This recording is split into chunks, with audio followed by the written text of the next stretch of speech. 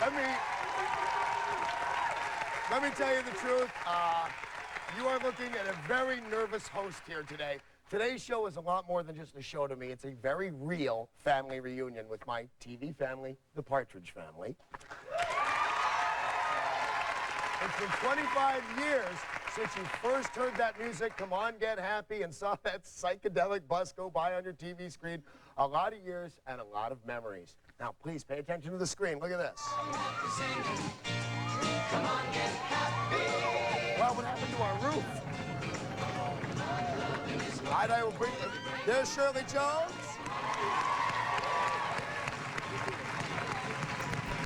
Dave Madden, Ruben Kincaid. Jeremy Gelbwaks, the original Chris. Brian Forster, the second Chris. And that is Suzanne Crough, Tracy Partridge. All right. Here we go. She's an Oscar-winning actress, a singer, and an excellent bus driver. My very special guest and a very good friend. Ladies and gentlemen, Mama Partridge, Shirley Jones.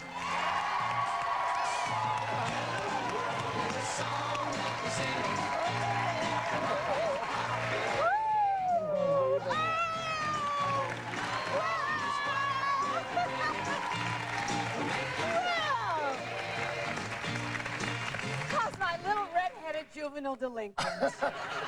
I am a nervous wreck. Oh, sweetheart, don't worry about a thing. We'll take care of you. Thank you. But good. Thank you. Well, let me start by saying that you were an excellent bus driver. You really were. You had to learn. I was. You had to learn to drive a stick shift to drive that that's bus. right. I'd never driven a stick shift because I learned on the automatic, and I had to learn, and boy, was it fun. And boy, we were up and down hills and a lot of bumps. I will tell you, it was weird because it's not only a woman who has never driven a school bus before in her life, but packed with people, musical instruments, a whole crew, and hot lights pointing. I mean, we were in fear of our lives the entire time. All right, They should have been. Here are one of the reasons I'm a little bit nervous. Let me get this question right out of the way. Was I a total brat? Oh, isn't that sweet? Not total. Good? Not total, no.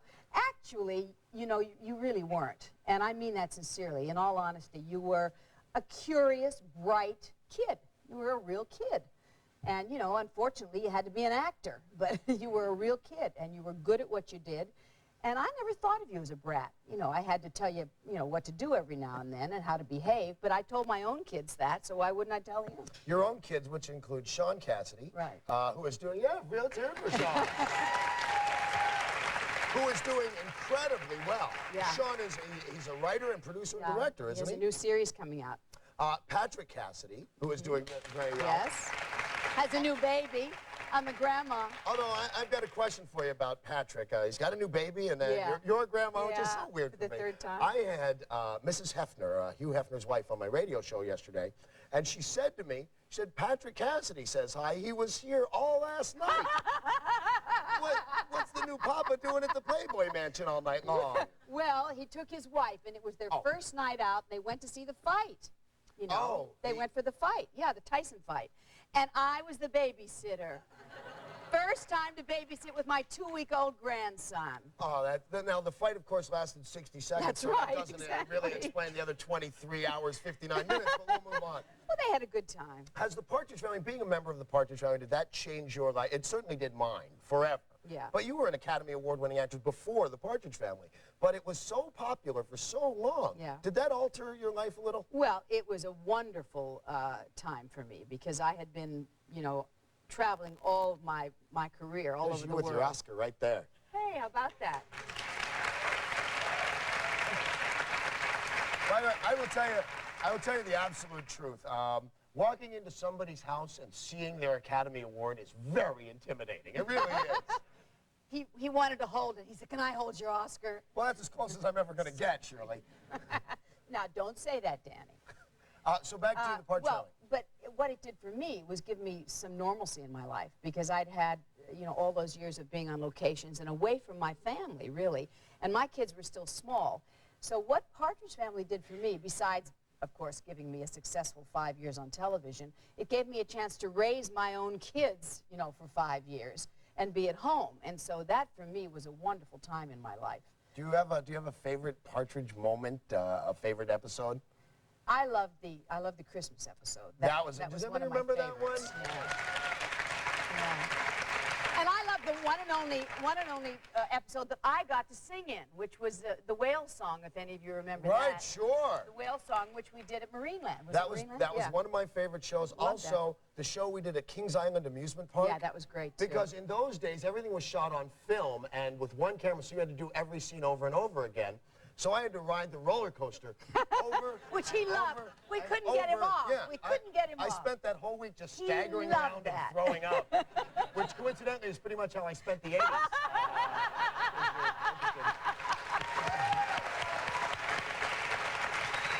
How's your lovely husband, Marty? How's Marty doing? Marty is wonderful, and he wishes he were sitting here instead of me tonight. He loves you so. I wish you were too. I mean, a lot of people, and I mean this in the kindest possible way, a lot of people say, Shirley and Marty, what was Shirley thinking? This guy is hysterical. In most people's opinion, there's nothing sexier than funny, than a really good sense of humor. And that's one of the funniest guys I ever met. Bet. So keeps me laughing all the time, even in bed. Oh my God, that's my mother. This is Disney, isn't it? Am I scarred for life now? I am hoping, from your vast experience in show business, that you might have some pointers for me on my new career as a daytime talk show host. Well, I've never been a talk show host, but I don't think you need any, Danny. First of all, you talk enough. I mean, we don't have to worry about him talking. He's always, had more than enough to say about everybody and everything. And, you've always been hyper. Yeah. So, I mean, I think being hyper and being able to talk a lot, what else do you need? No, I think I've got it in the bag. All right, good enough. All right, now we've been connected since the very first time I shoved a tape recorder into his bathroom stall. Up next, Dave Madden, Reuben Kincaid, please stay with us.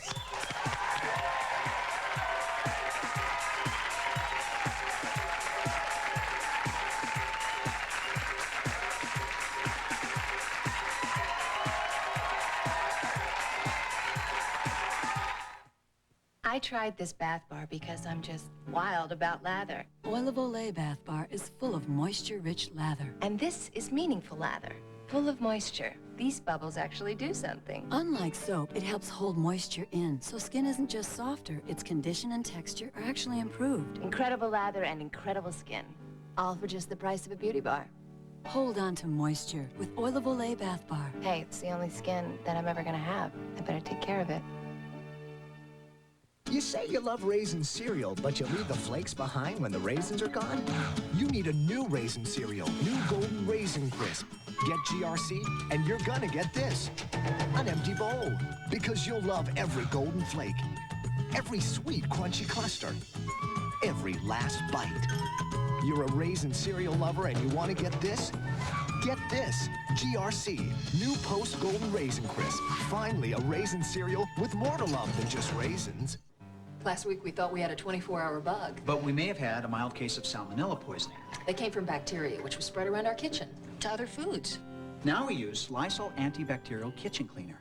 As it cleans, it kills the bacteria and keeps them from spreading. Which may help keep us from getting sick. Get Lysol antibacterial kitchen cleaner. Think all pine cleaners disinfect? Mix some with water and their disinfection power disappears. But Lysol Pine Action is stronger in the bottle, stronger in the bucket. My doctor told me my child is lead poisoned from peeling paint, and this can cause brain damage. I'm calling 1-800-LAWYER-911 to learn if and how I can obtain a substantial money award by suing my landlord. To be connected with a participating lawyer near you for an initial free consultation concerning a 911 emergency resulting in an accident, an injury, or malpractice, dial 1-800-LAWYER-911, not a law firm or legal referral service. Lawyer advertisement.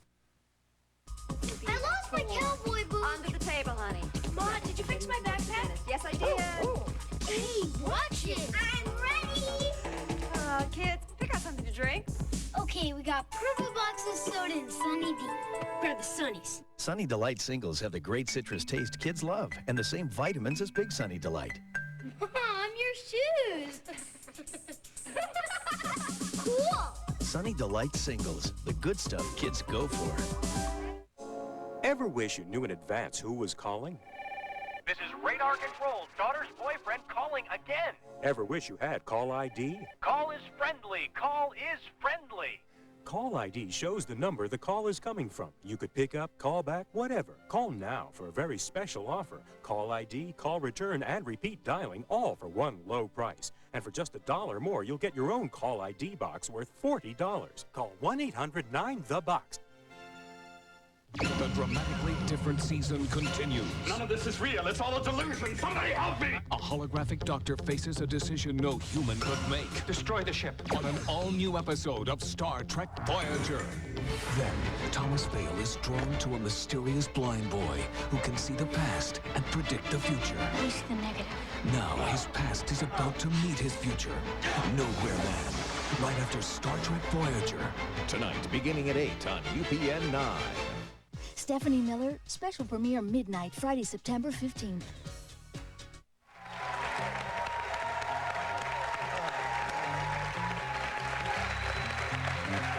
Welcome back to a very special show. When we were doing the Partridge Family, I was just a kid who got a chance to work with not one, but two top pros. Of course, Shirley Jones played my mom, and the other played my manager. I constantly drove him crazy with marketing ideas, and I always ended up telling him what to do. In real life, he was a mentor and a friend. You all know him as Reuben Kincaid. Ladies and gentlemen, Dave Madden.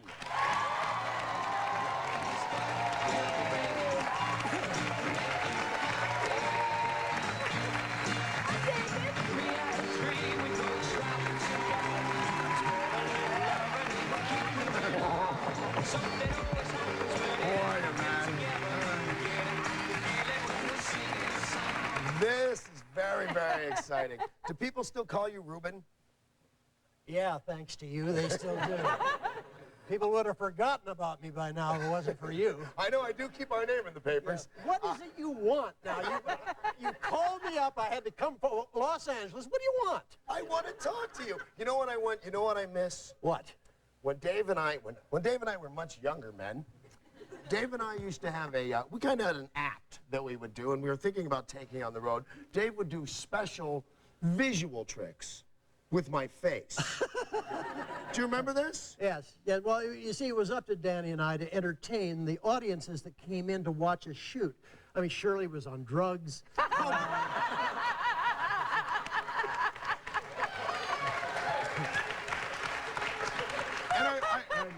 I want you to know, and I eventually felt it was my duty to pick up the baton. David was out at the main gate with the girls. Remember I remember that. There was nobody to do it, so Danny and I, as he said, had an act, and that is that I had told Danny and the other kids that I had a rubber nose that had been shot off in Korea, and that it took 2 hours to put it back into place, and I couldn't take it off. Now, let me just say that he would back this up with physical evidence. If you could get a close-up of Mr. Madden's nose, here, I'll do it for you. Yeah? All right, watch this. You ready?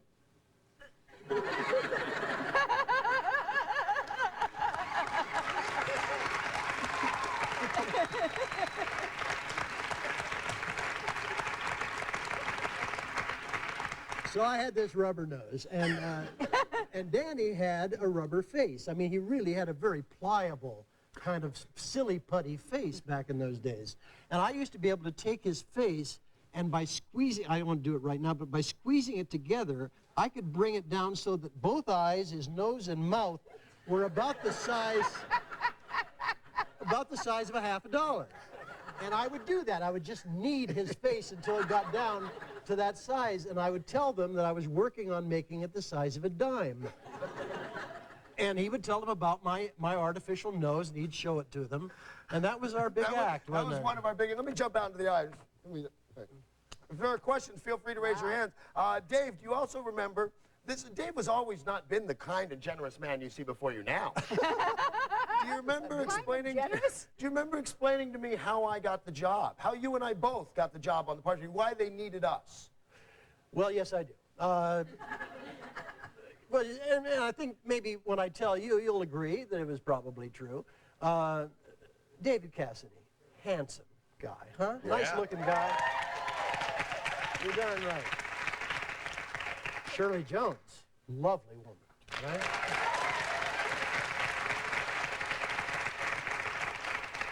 Susan Day, where is she? Susan Day. pretty lady, right? A lot of loveliness on the show. What they needed was ugliness. No, it's really true, and that's the reason that they hired Danny and I to counterbalance. We have some questions. Yes, ma'am, right here. Send them for me, would you please? Hi. Shirley, I have a question for you. Yes. During the 4 years of production, can you think of one moment where you really wanted to send Danny to his room? Oh, more than one. That's for sure, more than one. You know, but I played it very cool with Danny. You know, I was his mother on the show, but his mother was on the set, and I would go and whisper in her ear and say, would you please send this kid to his room? You know what, that brings up something for me. That it's kind of maybe kind of a weird moment for, you know, a fun 25th anniversary of the Partridge Family, but Dave was more than just a friend to me. I was having some, I guess it was pretty, in David's book, he refers to the problem I was having at home with my dad. My dad was a real violent guy, and it became rather obvious on the set that I was getting beat up at home. It became a concern. And I just always wanted to thank you. At one point, Dave pretty much adopted me. I went every weekend to I went several times to Shirley's house and several times to Dave's house. And it took me a while to realize what you guys were doing. Yeah. That I wasn't that charming of a 10-year-old. And I really want to thank you very much. That was great. Yeah, we have some questions right here. Yes, sir. This is for Shirley. Did Danny ever make a move on any of the guest stars, or maybe Susan Day during the show? What kind of a move do you mean? Yeah, he was 10 years what old. kind of move do you mean? I heard some rumors about him and Susan Day once. By the way, I think it is really cool of you for our 24th anniversary to still have the shag haircut.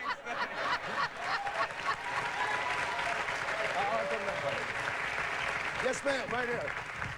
Wow, I'm running around more than Donahue. Yes, ma'am. Well, I just want to thank Shirley and you, Danny, on behalf of my two girlfriends, Kara and Kel, because we used to play Partridge Family in the basement every day, endlessly, for 3 years. I was Shirley Jones. My girlfriend was David, playing the guitar. Your girlfriend but it was was actually David? a tennis racket. I know. And I had a tambourine I made out of paper plates, and my mom was probably very tired of hearing the music. But it was great. Thank you. That's nice. All right, ladies and gentlemen, we have a special surprise for you. In North Carolina, filming a Hallmark Hall of Fame movie, Blue River. Ladies and gentlemen, on our phone, Susan Day.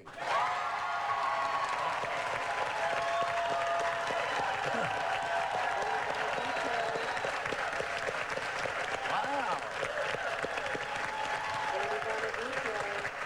Hi, Susan, are you there? Danny Bonaduce. Hi, Susan. Hey, kiddo. How are you? You're in North Carolina doing a movie. You're not affected by that hurricane, are you? No, I got here after the hurricane. I'm in Sean Cassidy country. Well, and we all wish we were. Say hello, Susan. Yeah, say hello. We've got Shirley and Dave Madden are here with me. Well, Shirley, you must be so proud of him. Yes, I am. Sean's down here, Danny. He wrote a pilot. It's turned into a series. He's down here shooting American Gothic. Wow, this guy rocks. Yes. On another network. Would you please tell him that I'm proud of him too, and I need work? That would be Dave Madden. So, Susan, we were sitting here, we were talking about, obviously, it's the 25th anniversary, and I didn't even realize that. Next month is the 25th anniversary. Did the Partridge Family make a lasting impression on your life? Oh, absolutely. Absolutely. I think one of the reasons is because it made such an impression on everybody else's lives, and you're always meeting people who talk to you about that. Right, and you know, we now, the Partridge Family lunchbox is in the Smithsonian. How weird is that? Now, Susan, you have gone on to incredible successes since the Partridge Family. You've had 2 series and 4 big movies. By the way, can I tell you, Susan, when I saw that movie First Love, I was about 14 years old. Uh-oh. And I went, oh my God, that's Susan. Uh-oh. But you have gone on to become just a brilliant actress. Do you feel that being Laurie was hard to get over for you? Was that a tough hurdle to climb? Well, if it was, I didn't pay any attention about it, you know. I had a dream, and I just followed my dream, and I think a lot of it has to do with luck. And if you remember Renee Valente... I sure do. Well, she was really instrumental in kicking my butt, and her honor, because you gave so much to that show, and it's time you got it back.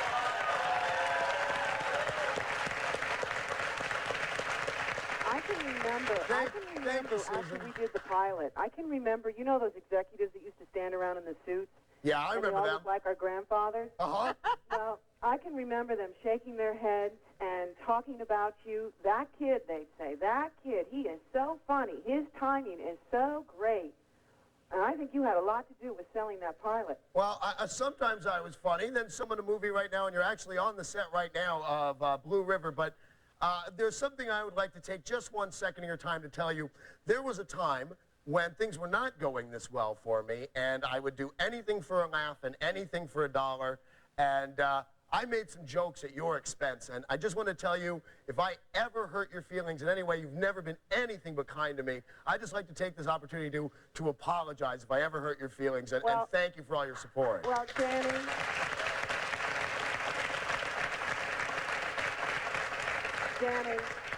Danny, you sweet brother, I have to tell you something, too. I had Simone first. Ladies and gentlemen, Susan Day. Thank you, Susan. I love you. Goodbye. Wow. Unbelievable. All right, we'll be right back with more Partridges and more Partridge Family 25th reunion. Stay with us. Thank you, Susan.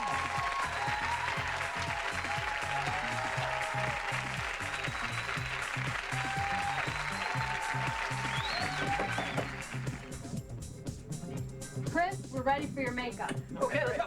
Wait, I'm Chris. No, I'm me. No, I'm Chris. I'm Chris. No, I'm Chris. I'm Chris. Wait a minute. I'm Chris. What's everybody talking about? Find out for yourself tomorrow at 11 on Richard Bay. Fed up females lash out at their out-of-control sexy sisters. At noon on Ricky Lake, the joint will be jumping when incensed relatives confront the family pothead. And at 1 on Jenny Jones, it's decision time for women who are in love with cheating men. Should they turn the other cheek or give these two-timers the boot? Find out what everybody's talking about with Richard Bay, Ricky Lake, and Jenny Jones. Weekdays starting at 11 on UPN 9. Now is the perfect time to reserve the all-sports package at Mount Airy Lodge, Pocono Gardens, or Strickland's. Enjoy swimming, tennis, boating, beautiful accommodations, fabulous food, and a special price. Right now, this $110 value is yours for only $75. Call 1-800-441-4410. All you have to bring is your love of everything. Beautiful Mount Airy Lodge. I wanted to speak with a psychic, but how do you know the best one to call? Well, now I know. I joined the Psychic Hotline Club and spoke to an actual psychic for 3 minutes free. How can you beat it? I got good news and great advice, and the first 3 minutes were free. And that's not all. As a club member, I also get all these psychic services for 1 monthly membership fee, and I get a 3-minute call free every month. How about you? Call the Psychic Hotline Club and find out how you can get 3 minutes free. Call now. Even the phone call is free. Adults only. If you've been hurt in a car accident or any kind of accident, you need a lawyer.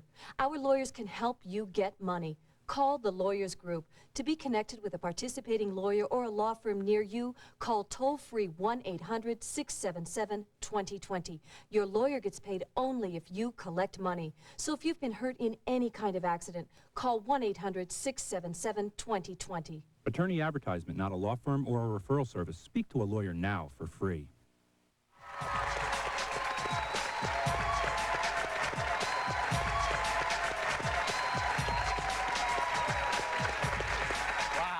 Was I ever that cute or that precocious? You were. Adorable. Thank you very much. Can we throw up another picture? Everybody wants to know who Simone is, now that Dave and Susan have both made reference. Simone's the hairy one in the front. All right, as you can tell, we are back with my 25th anniversary Partridge Family reunion with Shirley Jones, who played my TV mom. Dave Madden, who played the hapless manager. I love that word, hapless. Reuben Kincaid. Now, before I bring on the youngest Partridges, Chris and Tracy, I'd like you to take a look at the screen, if you will. This is the first Chris from the first year, Jeremy Gelbwaks. And now this will be the second Chris from the second year on, Brian Forster. Apparently, the studio thought nobody would notice. I guess after that Darren Stevens thing, they thought they could get away with anything. Had the show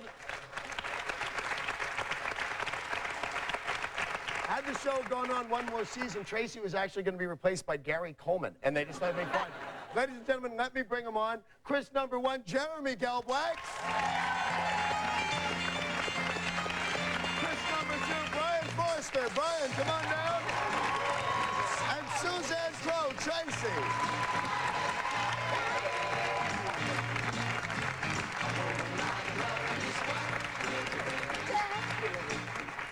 First of all, how long has it been since everybody has seen each other? About 10 minutes. Boy, you are a party record man. Now, Jeremy, it's been years since you've seen. Yeah. A lot of these people weren't born yet. Have you ever even met Brian Forster before? Yeah, I met him on a Nickelodeon special a couple years ago. They wanted to show the two Chris's and try and get us to fight, but it didn't work. See, now, well, there goes my show. That's what I was after. There goes that next question. Do you feel Brian ruined your life? I'll just cross that right out. No, actually, you stopped playing on the Partridge Family because your father moved. Your father was in the service, right? No. He worked for the service. But yeah, he moved. Do you want to know what the rumor was? What? The rumor was he was a spy. Was your dad a spy? I could tell you, but then I'd have to kill you. Okay, fair enough. Did you read David Cassidy's book, Come On, Get Happy? I didn't know he wrote a book. Where have you been, Jeremy? That's why you only lasted 1 year.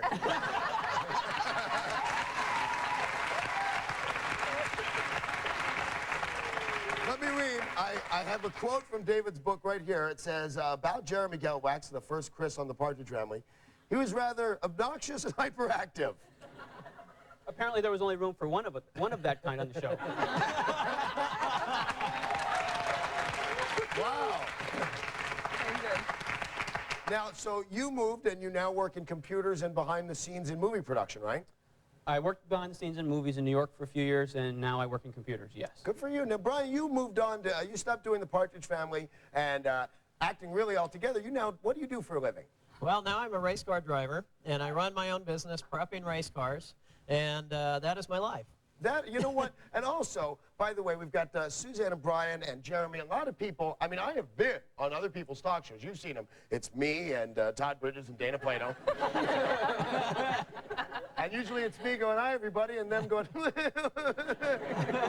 But you three were all child stars. And grew up to be, Suzanne, you're married to a cop. And? No, I mean, everything went great. You're married, you have children. Matter of fact, your husband, I understand, just passed the bar. Yes. Congratulations. Thank you. Another thing here is child stars, television so bad on kids and TV. Brian, you invested. You're fine, aren't you? Well, hopefully, yeah. But I mean, you did okay. You never in your life did not go running rampant, right? I know, I'm dull. He's trying to now. I know. Yeah. By the way, on Brian's fact sheet, they give me a fact sheet of what everybody's up to now, so I look like I know what it is doing. Brian's fact sheet ends with single and available. So if, anybody really liked the second Chris, he'll be around after the show. What can I say? You're racing cars. Yes. What is that like? Is that, how did your family feel about that? Well, it's funny, because, I came from an acting family, as you may remember. And I remember my mom saying, don't be an actor when the show's over, go back to real life. As soon as I started racing, she said, why did you become an actor? Now, you were very protected on the set of the Partridge Family. I remember, now I don't know if you'll remember this, but I remember sitting at the top of the fake stairs and you asking me to explain the facts of life to you. Do you remember that? No. And I'm glad, did you tell me? I hope not, because I don't want to know from you. Apparently you haven't been getting a lot of practice in anyway. I mean that in the nicest possible way. Now, Jeremy, did you ever learn to play the drums at all in the first season of the Partridge Family? Of course, I was a maestro. I was brilliant. I knew everything about drumming. You did? I could learn in 15 minutes. Now, Brian actually took lessons. Well, yeah, I took And 3. Suzanne, you actually were quite the accomplished musician on that triangle. Definitely. All right, I understand. You had a question. Come on right over here. This is kind of an interesting question. We were talking during the break. I think you'll like this. I was just curious with all the Saturday Night Live skits about the Brady Bunch versus the Partridge Family. Do you guys feel any, at that time, there was any kind of animosity towards one another? And how do you react to it now if everyone asks you, oh, did you fight? Did you really like the Brady Bunch? Did you really sing against each other? Actually, I think one year we were on the same Hollywood Christmas Lane Parade or something. I think Danny pushed him off the float. I started early. Thank you very much.